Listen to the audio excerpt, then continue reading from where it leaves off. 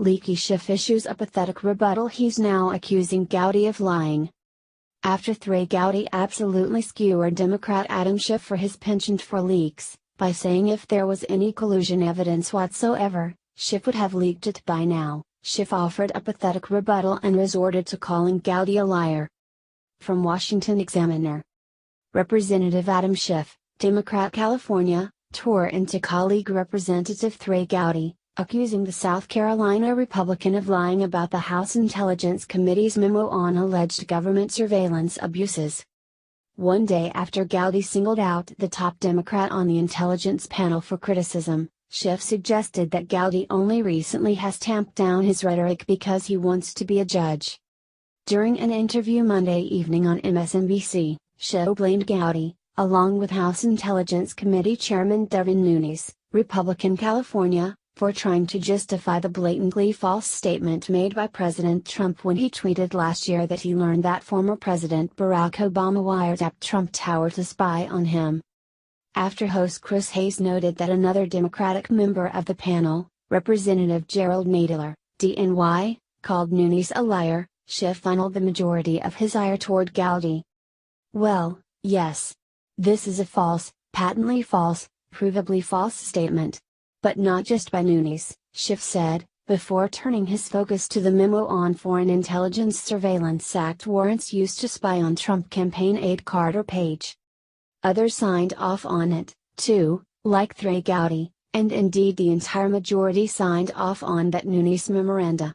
Now, Nunes hadn't read the FISA, he continued, referring to Nunes' admission following the February release of the memo that he did not read the underlying intelligence.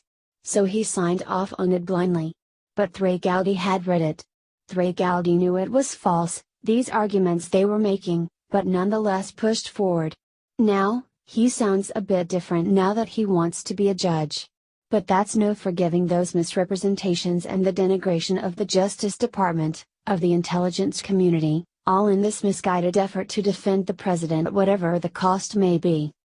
Schiff said in the GOP memo Republicans cherry-picked information to fit their narrative and posited that the more than 400 pages of highly redacted, top-secret documents released by the Justice Department late Saturday evening related to the 2016 application for the FISA warrant taken out on Page, in addition to 3 renewal applications, resulted in a little additional damage.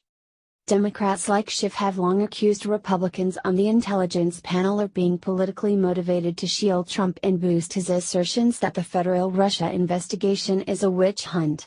However, Gowdy has not always been in lockstep with his Republican colleagues, notably breaking with them in recent months on the issues of Spygate and Trump's witch hunt. One day prior, Gowdy, who was chairman of the Oversight Committee, said he had not seen any of the evidence Democrats like Schiff have said exists that show Trump colluded with the Russians. While speaking to Fox News Sunday, he took a shot at Schiff. I have not seen one scintilla of evidence that this president colluded, conspired, collaborated, with Russia. And neither has anyone else, or you can rest assured, Adam Schiff would have leaked it, Gowdy said.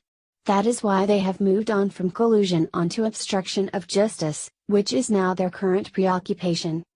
Gowdy is not seeking re-election this year and will retire from Congress at the end of this session. Upon making the announcement in January,